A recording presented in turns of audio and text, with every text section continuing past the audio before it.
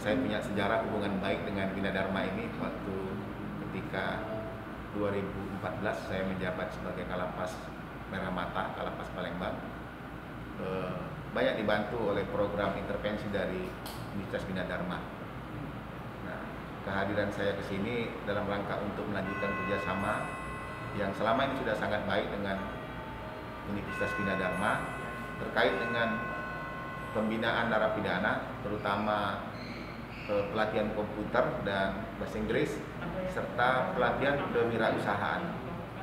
Kita berharap sinergi yang sudah baik ini terus berlanjut, dan juga ada tugas-tugas lain di bidang keimigrasian misalnya, sehingga jika ada pengabdian masyarakat, kemudian penelitian, dan di sini sudah ada sentra kekayaan intelektual untuk mendaftarkan kekayaan intelektual dari perguruan tinggi seperti hak cipta misalnya, hasil penelitian, jurnal, dan yang lain-lain itu bisa didaftarkan melalui kantor wilayah maupun langsung ke Direktorat Jenderal Kekayaan Intelektual. Nah, hal-hal inilah yang perlu kita sinergikan dan mudah-mudahan dalam waktu dekat akan ditindaklanjuti.